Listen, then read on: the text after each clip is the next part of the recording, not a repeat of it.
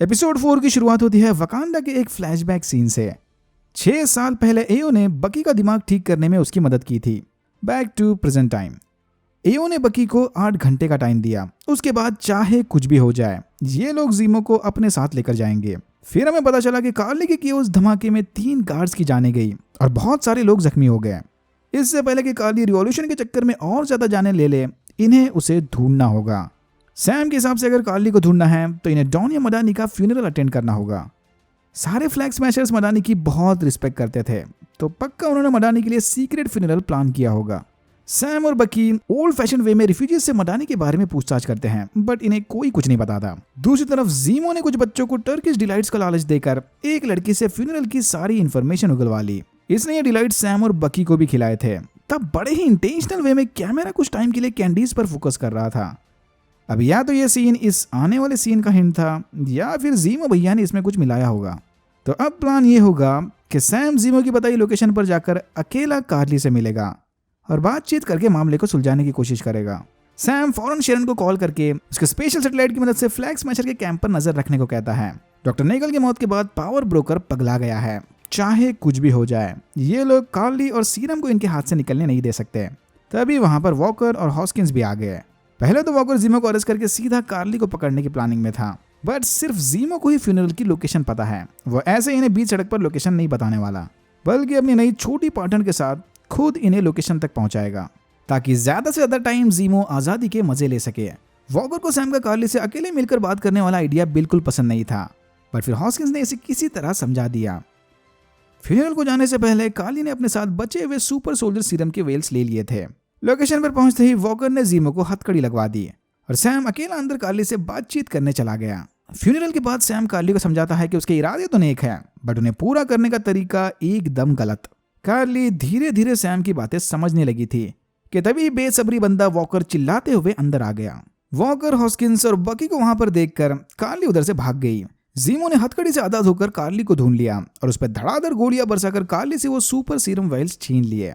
जीमो एक एक करके सारे वाइल्स तोड़ने लग गया कि तभी वॉल्टर ने इसे रोक लिया। बस एक ही सीरम का सैंपल बच गया था जिसे वॉकर ने चुपके से अपनी जेब में रख लिया। कार्ली ने सैम और बकी से तो पीछा छुड़ा लिया पर पावर ब्रोकर इसे अब भी धमकी भरे मैसेजेस भेज रहा था। वापस लौटने पर सैम शेरन से वॉकर पर नजर रखने को कहता है। फिर वॉकर जीमो को अरेस्ट करने के लिए चला आया बट सैम ने यहाँ इसकी घोर बेइज्जती करके उसका मुंह बंद कर दिया। बुरा लगता है भाई, आप लोग भी जानते हो। बकी के 8 घंटे पूरे होते ही जीमो को लेने वहां पर डोरा मिलाजे आ गए। हमारे नए कैप्टन अमेरिका इनसे भी भीड़ पड़े और वकानियन वॉरियर्स के हाथों बुरी तरह से पिट गए। भाई ये तो सुपर सोल्जर भी नहीं थे, क्या कैप्टन अमेरिका बनेगा रे ये। इसी मौके का फायदा उठाकर जीमो बाथरूम में मौजूद सीक्रेट टनल से भाग गया। इधर बकी को एक और ट्रिक पता चली कि एओ अगर चाहे तो बड़ी आसानी से उसे डिसआर्म कर सकती है। जीमो के भागने के बाद डोरा मिलाजे भी वहां से चले गए। वकांडियन योद्धा से हारने के बाद वॉकर बड़े सदमे में चला गया। मतलब यह पक्का सुपर सोल्जर सीरम यूज करने वाला है। कार्ली को सैम की बातें सुनकर वो बड़े काम का बंदा लगा।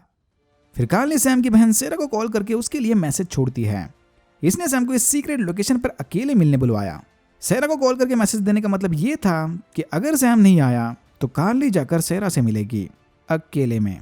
ऑब्वियसली बकी सैम को अकेले जाने नहीं देगा इसीलिए वो खुद भी सूट अप होकर सैम के साथ चला गया। बकी और सैम कार्ली से मिलकर आराम से बातें कर रहे थे कि तभी शेरन ने बताया कि शायद फ्लैग स्मैशर्स वॉकर को मारने का प्लान बना रहे हैं। फिर ये दोनों वहां से निकलकर सीधा वॉकर को बचाने चले गए।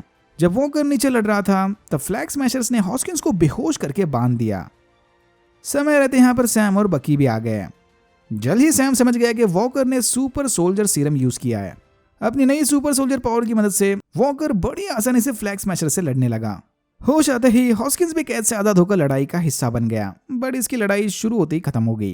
कार्ली एक्सीडेंटली हॉस्किंस को सुपर पंच से मार देती है। देख के तो लग रहा है कि लेमार मर गया। अपने बेस्ट फ्रेंड को खोते ही वॉकर की सटक गई और फिर वो फुल ऑन मर्सीलेस मोड में जाकर फ्लैग स्मैशर्स का पीछा करता है। कार्ली और बाकी तो वहां से भाग गए बट इनका एक पार्टनर नीको गुस्सैल वॉकर के हाथ लग गया। वॉकर ने बीच चौराहे में सबके सामने नीको को अपनी शील्ड से कुचल दिया। डैम। हाँ दीदी, हमारा भी यही रिएक्शन था। आसपास खड़े लोगों ने यह सारा इंसिडेंट रिकॉर्ड कर लिया और यहां होता है एपिसोड 4 खत्म। अगर आपको वीडियो अच्छा लगा तो please like share and subscribe for more videos like this. मैंने ऐसे और भी वीडियोस बनाए जिनके लिंक्स आपको डिस्क्रिप्शन बॉक्स में मिल जाएंगे। Thank you very much for watching and I am hoping to see you in my next one.